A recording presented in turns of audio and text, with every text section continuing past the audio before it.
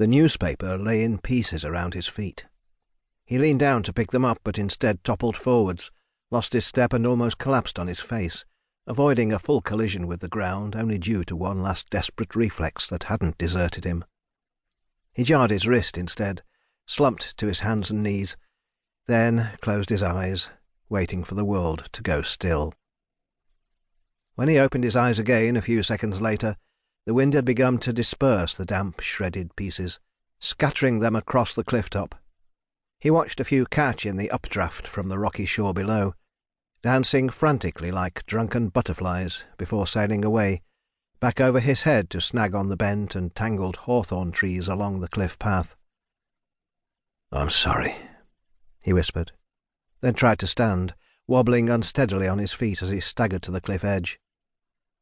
Grey breakers crashed against the rocky shore. The cliff here was almost sheer. One more decent stride forward would be enough to end everything. The years of pain and struggle, of defying the ghosts and fighting the enemy that battled him from within. He lifted his left foot a couple of inches, but there his nerve failed him. He couldn't find that last push. He was too afraid. Instead he turned away, the wind ruffling his clothes and leaving his hair a wild mess, rushing down his collar and up his sleeves, chilling him, reminding him that he was still alive. And perhaps, while he lived, he still had some value. He felt the bottle in his pocket shifting about, and in a sudden fit of rage pulled it free and threw it with all his might over the cliff edge.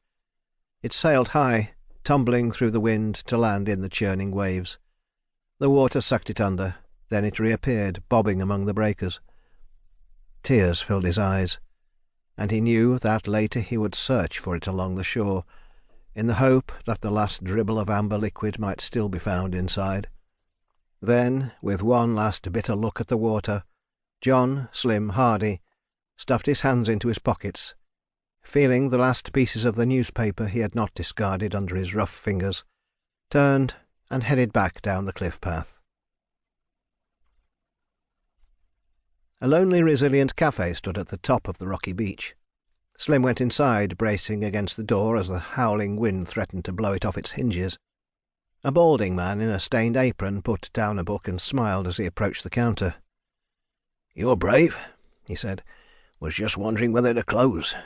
Don't even get the hikers on grim September days like this. What can I get you?" "Coffee," Slim said. "Black. Brewed yesterday, if possible." The man smiled. "I have some left from this morning, if that would work. I'd have to give it a blast in the microwave." "Perfect," Slim said. He went to a window table and sat down to watch the violent autumn storm through a window crusted with salt. After a few minutes the cafe owner came over with Slim's coffee. "What brought you to Pentire Cove?" he asked, setting down the cup and saucer. "Weather like this, can't imagine there's much fun to be had, unless it's collecting the rubbish that washes up."